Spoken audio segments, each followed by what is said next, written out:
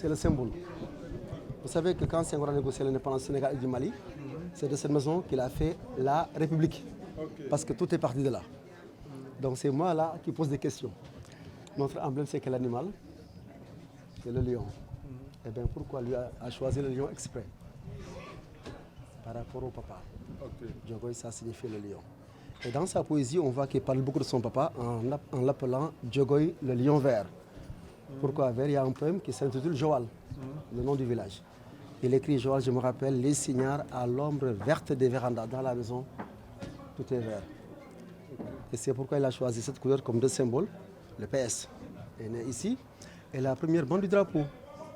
Et on voit que le drapeau, il y a une étoile au milieu, qui n'y était pas. On avait notre symbole, le Kanaga. C'est parce qu'on a fait l'indépendance ensemble, fédération, qui n'a tenu que quelques mois, on a divorcé. Mais il fallait qu'il trouve une différence avec le Mali. Il a gravé l'étoile. Et l'inspiration vient du plafond du père. Et le second emblème du Sénégal, c'est le baobab. Il y en a plein et partout.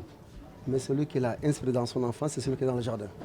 J'ai une famille chrétienne, mais avec des tendances animistes. Bon, je n'ai pas déballé aujourd'hui l'ethnie sérère. Hein. C'est vrai que chez nous, c'est difficile de trouver quelqu'un qui soit chrétien ou musulman à 100%. Et quand elle était enfant dans la maison, il voit que les femmes vont à l'église, mais après la messe, les dames n'étaient pas très convaincues des prières du prêtre. Il ne faut pas enregistrer ça. Hein. Et qu'est-ce que les femmes font? Des libations, ce qu'on appelle en Wolof tour et khambou.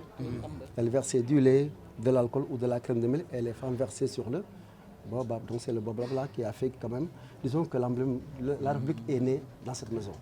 Et c'est pourquoi peut-être madame vous a déjà lancé un cri de cœur, vu la vétusté de la maison quand même, pour la réhabilitation. Et savoir aussi l'appartenance, est-ce que c'est le ministère ou la mairie? Parce qu'il y a toujours voilà, ce problème-là de statut. Bon, ça a été déjà classé patrimoine national, mais je pense qu'avec votre appui, c'est plus facile de trouver un statut spécial pour cette maison.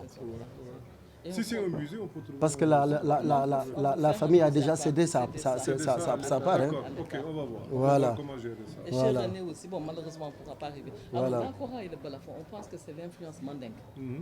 Parce que Meïssa Wali était descendu à Fadjou. Et donc, quand tu chantes la Kora et le balafon, c'est là.